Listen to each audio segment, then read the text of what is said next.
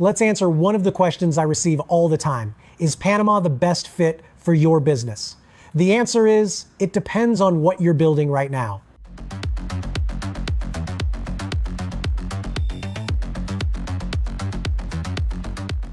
If you're new to my channel, my name is Jerz. I've spent more than 20 years in the offshore and international relocation space, helping people find greater freedom and build lives on their own terms. Today, I own multiple law firms across different jurisdictions around the world. But just like you, I once had a dream to live life on my own terms and enjoy the freedom to decide where I live, how I work, and what I do with what I earn.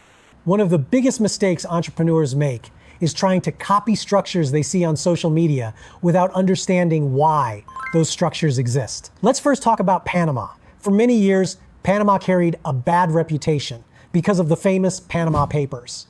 That story dominated the media and created a perception that Panama was somehow a bad jurisdiction.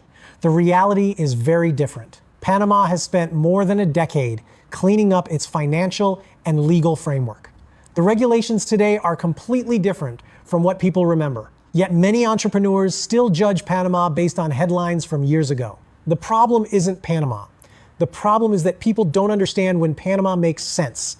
If you're currently building a business making somewhere between $50,000 and $200,000 a year, I honestly don't think Panama should be your primary focus.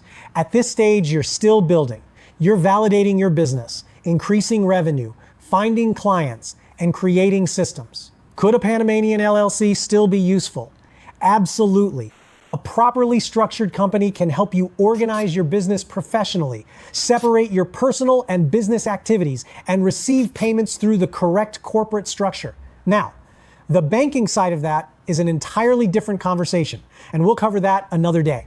As your business grows into the $300,000 to $500,000 per year range, things begin to change. At that point, your biggest challenge is no longer simply making money. You're now asking questions like, where should I personally live? Where should I become a tax resident? How do I separate my personal life from my business? How do I avoid creating unnecessary tax problems across multiple countries? This is where Panama starts becoming much more interesting. Not because it's some magical tax solution, but because it can become part of a properly designed international structure. Then, once your business reaches around $500,000 to $1 million a year, your thinking has to evolve again. Now, you're not just running a business, you're protecting wealth. You're thinking about succession, asset protection, risk management, ownership, and long-term planning. This is when structures such as private foundations, holding companies, and properly designed offshore structures begin to make sense. But here's the key. You don't build these structures because someone on YouTube told you to. You build them because your business has reached the stage where they solve real problems. Every stage of business requires a different structure. And this is why you can set up a free consultation call with us. Subscribe in our profile and find the button to set it up. We are more than happy to assist you and answer all your questions. Remember, Plan B is dead, structure is the future.